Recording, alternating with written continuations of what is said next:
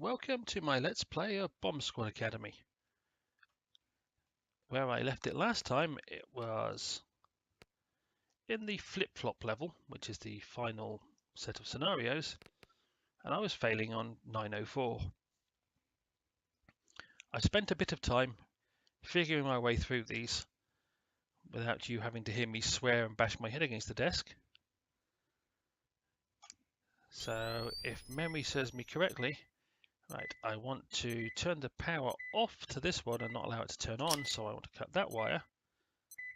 I want to flip the switch, if memory serves me correctly, and when the capacitor is full, turn that on so it turns the power off to there. And that way, no way does the power get anywhere near the on switch of the detonators.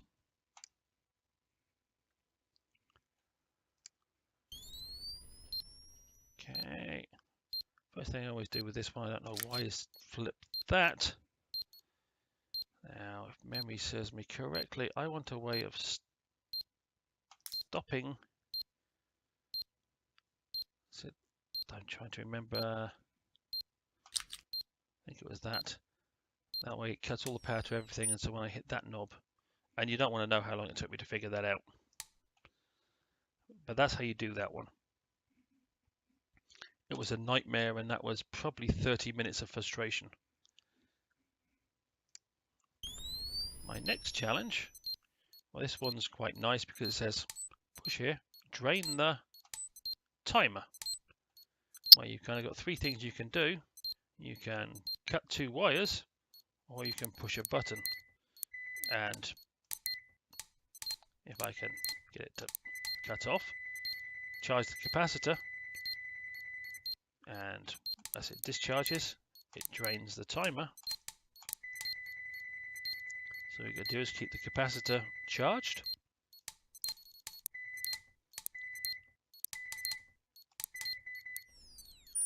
And that turns the timer off, which sets a disarm. That was probably one of the easier ones I've done in a while.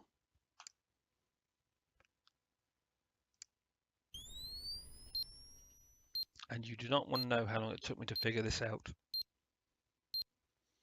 But essentially, if you cut enough wires, then you've got power going to this AND gate. All you need is power, and power going to that AND gate. All you need is more power, and that's that button there. That was also a lot of work to figure that out.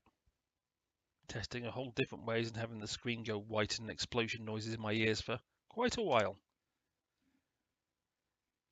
Okay, this is the final test, and this is actually quite easy. This one took minutes. Okay, so you've got power going down those four wires by flipping those switches, and essentially you want to, this XOR gate is powering the detonator. Well, you want power to get to this point, and so to get power to that point with all the wires that are coming across, the way to do it is to cut those, and that powers there, gets power to the XOR gate, cuts off the power to the detonator. I click I'm done so the countdown goes faster. And at the end of it, no boom.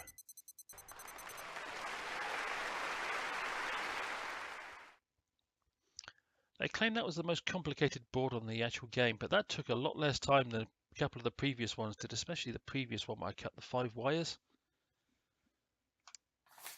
But yes, I had to spend a bit of time figuring that out.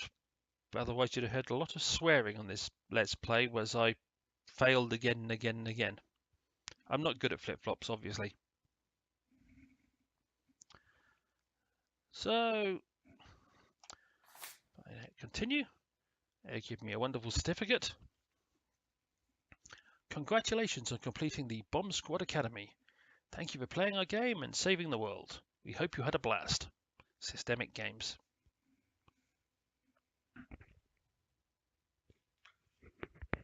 Sorry about that. And I will say, this is a fun little game.